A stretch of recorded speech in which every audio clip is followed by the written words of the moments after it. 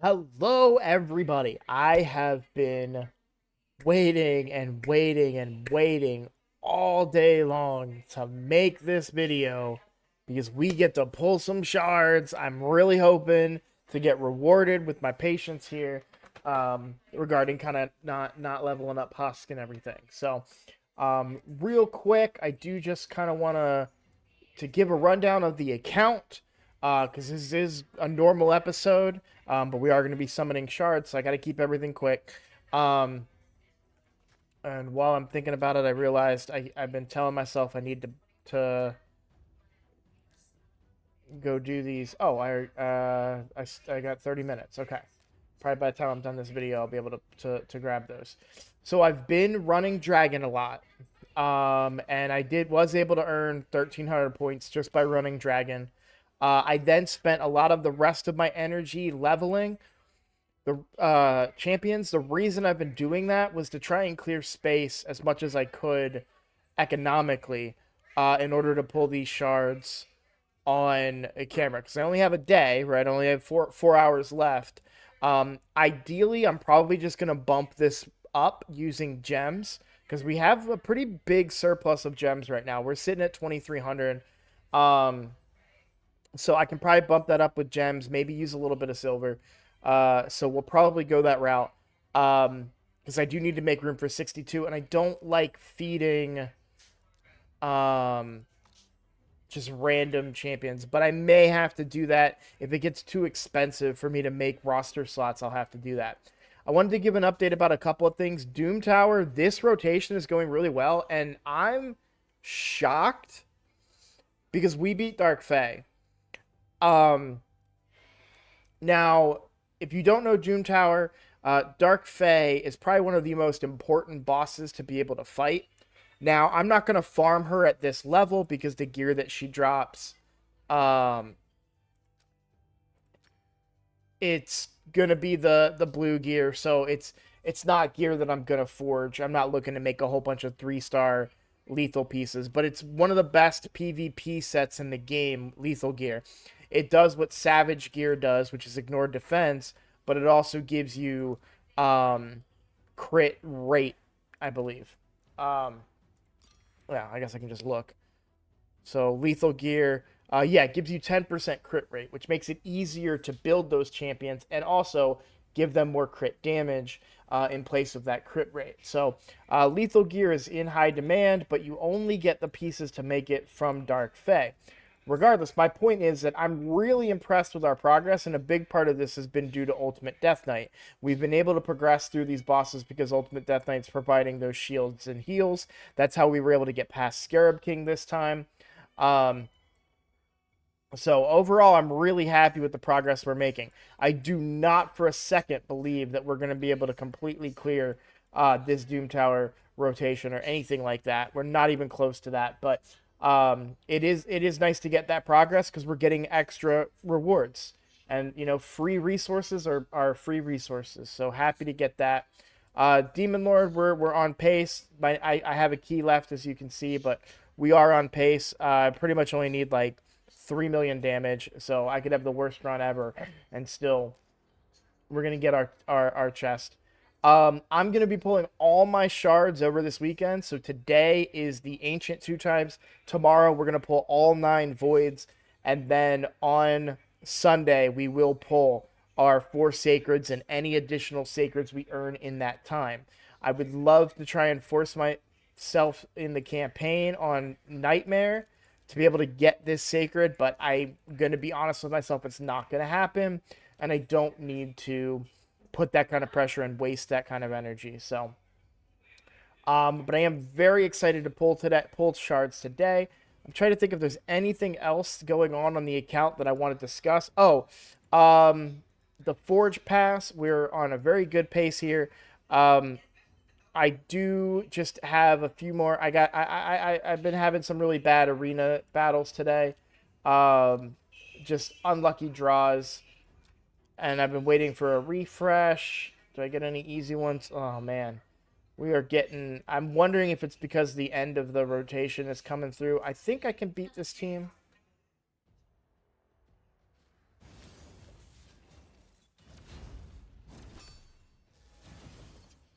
What?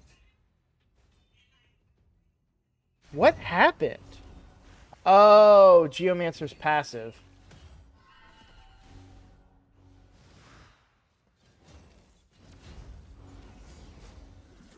The way that the animations worked there was very strange. Because he kind of just disappeared. Obviously a glitch or a bug there, but... this is not looking good for me.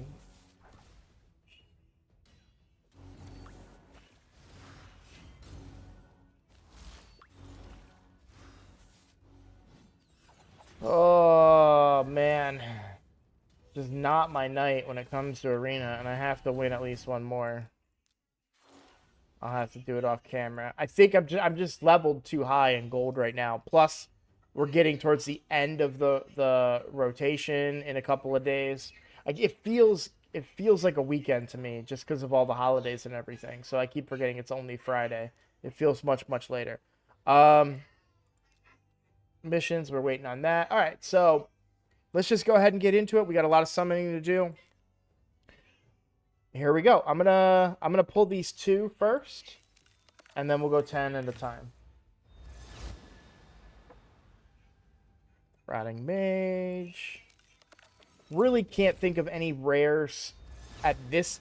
There's some void rares I would like to get, but I can't think of any regular rares other than maybe Frozen Banshee that I would really be excited about. All right, let's back up and we'll go 10 at a time here. So 73, 83, 93. So we got 2 10 pulls we're going to do here. Here we go. Epic. Venomage. Let's go. Yes. Yes. All right. So Venomage is getting built. That is our poison replacement. So let's look at Venomage's kit real quick. So, destroy max HP. That's going to be valuable later on in the game. Activating poison debuffs on the target. That's going to pair well with Kale. This is probably going to replace Sun Wukong, if I'm being honest. Might even, I don't know. We might even be able to replace Coffin Smasher, maybe. We'll have to play with it a little bit.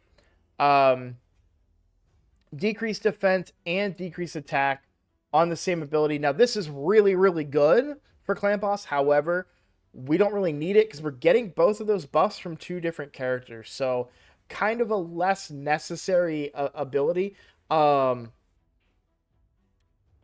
Depending on how much damage it does, I might even turn it off, to be honest. Because we're always going to have decreased attack and decreased defense on the boss as it is.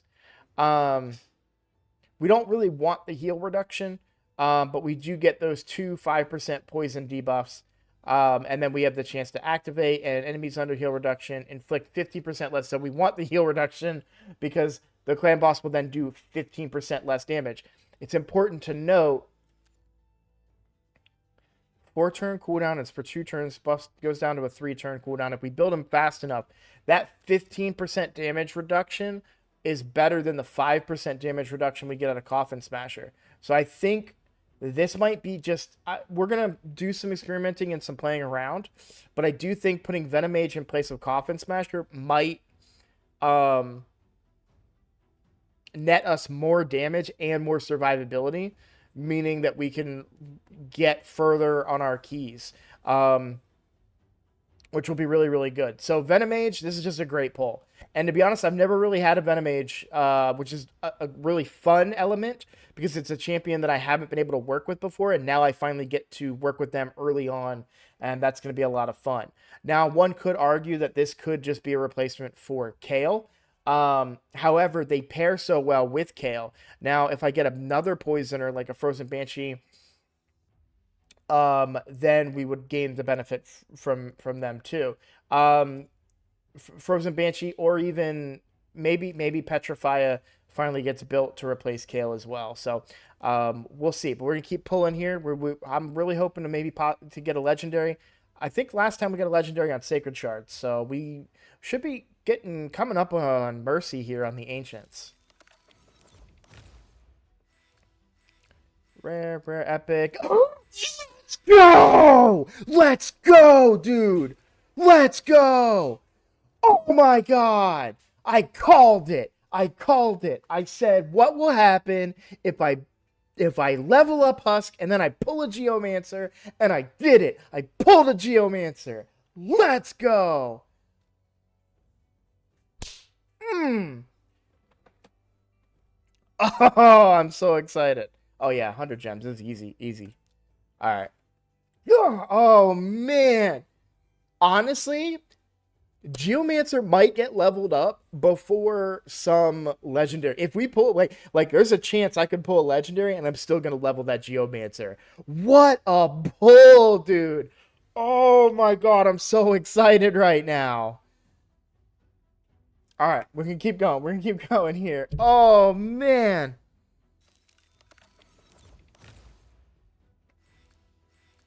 All right, what do we got? What do we got? Haikatoon. That's good for boosting the epics in barbarians at the very least, right? Not obviously we already talked about it. No real rares that I'm interested in, other than ones for fusions, of course. We'll worry about that later. But yeah, if I can get enough to get a fusion, we'll go that route. It'll give me a direction to go. Again, like I said, we're gonna spend some gems today just to build up our roster slots here.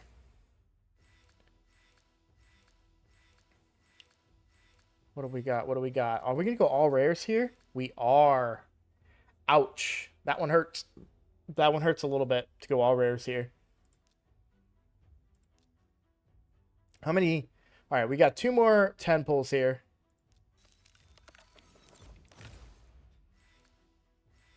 Sanguinia, okay. Luria, okay. Not Frozen Banshee. There we go. There we go. Well, honestly, Geomancers. Man, okay. So we've got a lot of answers here. So basically, here's how I see it. Geomancer probably replaces Coffin Smasher. And then Sun Wukong is probably going to go full PvP. And then we probably go Venom Mage, Frozen Banshee as our other two. So a lot of champions are going to have to get leveled. Doesn't look like we're going to get a legendary, but honestly, guys, we got a Geomancer. That's a legendary right there. Like, I cannot. I mean, we got a legendary and an epic disguise. And we have all those books, too, that are ready to go on him. Like, oh, man, this is so good for us. All right, all right. Whew, okay. Well, this is our last pull for the night. So here we go. What do we got? What do we got? Rare, rare, rare, rare, rare. Well, okay, not the way I would like to go out, but I mean, I cannot complain about what we accomplished today. So, how far are we? We're far from the weekly, so that ain't gonna happen. I can't think of any other reasonable places to get any additional shards. Nothing in the clan shop. I know that there is one in the bazaar, but I don't have the resources, and either way I want to get the fragments anyways. So oh man. Okay, so real quick, since I have a little bit of time, let's go over Geomancer's kit and why he's so good. So Geomancer, we'll start from the top. So he attacks all enemies, has a 30% chance of placing a 50% decrease accuracy debuff for 2 turns. Decrease accuracy is good. This is going to be on a whole wave, so it's not bad. But really, that's not what we're looking for. Now here we have removes all buffs from a target enemy, then attacks them, steals all buffs if they're under an HP burn, which we would like them to be because of his A3. We'll talk about in a minute. Reduces the cooldown of Quicksand Grasp by 2 turns if the target is killed by this skill while under an HP burn debuff placed by this champion. That doesn't really come into play all that much. It's a nice to have, but really, we're never really looking for that. But here's where he is amazing. First of all, turn meter control. We've been talking about needing turn meter control. Well, now we have a fully depleting turn meter ability. Which fills the champion's fills this champion's turn meter by the amount that the target loses. So turn meter steal, which is really, really good. Then 100% when booked, chance of placing an HP burn, so guaranteed HP burn. Also note, this is a places. That means that we place it. It's not predicated on a critic or on a the hit, meaning that it doesn't matter if we're negative affinity. The HP burn will always land, and a 25% weaken on the target, which we don't currently have in our clan boss team. Um, on top of that, what makes it even better is Stone Guard.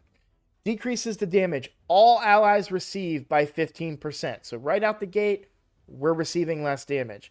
Deflects that damage onto enemies under an HP burn debuff placed by this champion. If there are multiple champions, only one works. Whenever this champion is attacked, deflects 30% of the damage instead. When deflecting damage on each enemy hit, has a 30% chance of dealing additional damage equal to 3% of the target's max HP. Basically, you hit Geo, you hurt yourself. Didn't we just watch it? We actually just saw it in that arena matchup where my son Wukong died and I didn't know what happened, right? That was because Geo put an HP burn on him and he used his ability, or we were using our abilities on his allies and killing our own son Wukong. That's kind of how the ability works. On my main account, Geomancer is one of my biggest boss killers. I use him in a really cool Iron Twins team where he's surrounded by supports. All they do is keep Geomancer alive. That team has an Aox, which extends the buff, but which is good. I mean, it's a big part of the build, and that's a fairly consistent build for me. So, man, I can't believe I called that. Let's look at the fusion real quick for Razin. All right, so we finally have a chance to complete one of the fusions for Razin. So we'll probably want to knock this out. Just get these champions leveled up, get them ascended, and then we would do this theoretically during a clan v clan. But this is really, really good for us because it's just one step closer to getting Razin, who is a legendary and who is a good champion. He brings decreased defense and weaken when ascended. He has turn meter control and a triple hitter with buff removal. He's definitely been power crept in my opinion, but he is still a legendary and he could definitely be part of like a faction wars, of course, but also like tag team arena and stuff like that. So, whoo, my throat hurts. I got so excited. Man, what a pull we got. I am just so damn excited right now. You all have no idea. I had to contain my excitement. I wanted to scream so much louder, but I'm in an apartment and I would have made my wife mad. So, oh man, it's so amazing. All right, well, we'll go ahead and stop the video there, mostly because I want to get started leveling this Geomancer, and the Frozen Banshee. How many books do we have? Rare books. So how many rare books? We have 7 epic tomes. 5. So we need 5. So we do need quite a few books, but oh man, you guys are gonna see this account is just gonna launch now. He's my answer to he's my answer to Ice Golem. He's my answer to, he's gonna help in Spider quite a bit. Now he doesn't have the AoE HP burn, but we do get crowd control from him and a way to kill the Spider too. And with Ultimate Death Knight now being able to tank those Spider hits, that passive is gonna trigger from Geomancer from those Spider hits. So maybe we can get a little progression in Spider. We'll get progression in, especially with the supports we have between UDK and Ursula. We'll get progression in Ice Golem. Definitely going to see progression now in Iron Twins as well, which is really good. So yeah, pretty much everywhere except for Fire Knight, we're gonna see some real solid progression. And honestly, even Sand Devils and Phantom Shoguns, he's good. So yeah, we just picked up an absolute beast of a champion.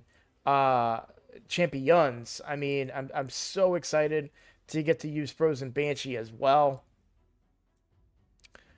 In unison with him. Now, I'm not going to fully commit to Frozen Banshee.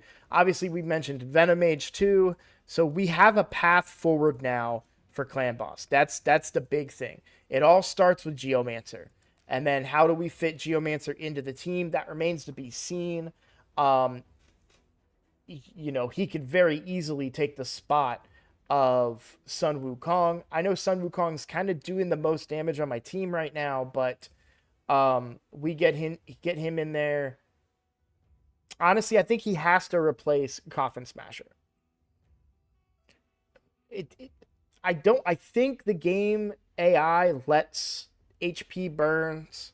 Like, I know that Mishinaki never seems to remove my HP burn from Geomancer, because for Geomancer to work, the HP burn effect has to be on the boss, and it has to be Geomancer's burn that was placed. So, if I bring another HP burner who pulls his burn off, that could cause more problems than good. So we don't want to do that. So we may, just for the sake of it, get rid of Coffin Smasher, but we would bring in Venomage as well. And then probably, I mean, we're going to replace Kale with Frozen Banshee. There's no reason not to bring, there's no reason to continue bringing Kale. I mean, he's just a subpar Frozen Banshee. I do understand there's consideration between Petrifia and Frozen Banshee. But the reason I think that I would take Frozen Banshee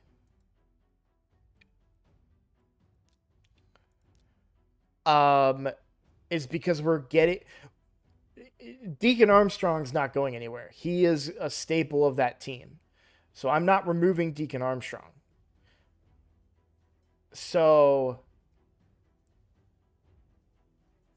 Frozen Banshee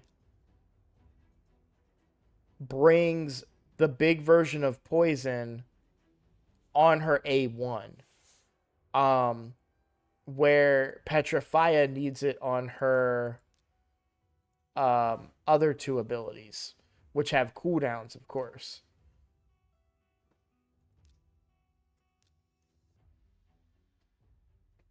So I think between her, you know, we would turn off the A2, and we're just using the A3 and the A1, I think we would gain more value than Petrifia's A1 because we don't need the decreased defense.